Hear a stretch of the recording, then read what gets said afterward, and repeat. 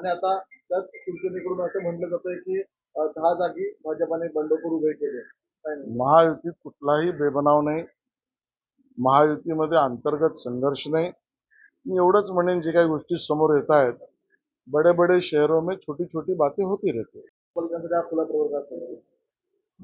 आरक्षणाची सोडत हा प्रक्रियेचा भाग असतो आणि त्या प्रक्रियेमध्ये जे काही आरक्षण सोडत झाली ती कायद्यानुसार, परंपरेनुसार, नियमानुसार झाली आहे.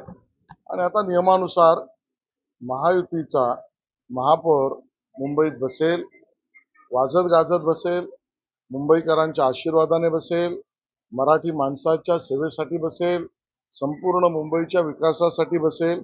महायुतीचा महापौर डौलाने बसेल. एकीकडे महायुती भाजपाला कुठे अडचण येत असेल तर त्या ठिकाणी आम्ही सोबत राहण्यासंदर्भात विचार करू. मात्र एकनाथ शिंदेच्या शिवसेनेसोबत आम्ही कोणत्याही महानगरपालिकेमध्ये जाणार नाही. आमची कुठलीही अडचण नाही. आमच्या महायुतीमध्ये अडचणीचा प्रश्न येत नाही. लोचा असेलच तर संजय राऊत यांच्या राजकीय बौद्धिक पातळीत लोचा आहे, तो त्यांनी बघावा.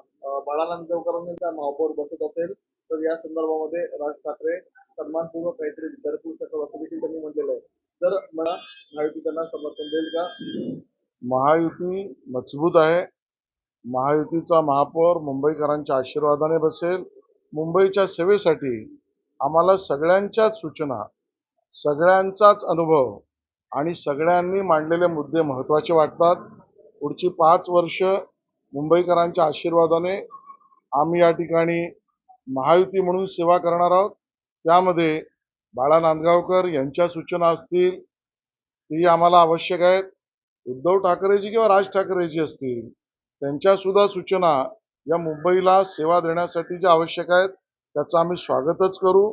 काँग्रेसच्याही सूचनांचं स्वागत करू, सामान्य माणसांच्या सूचनांचं स्वागत करू आणि त्यामुळे अशा पद्धतीने दिलेल्या सूचना, अभिप्राय याचं महायुती म्हणून आम्ही स्वागत करू. एवढंच मी त्या ठिकाणी म्हणेन.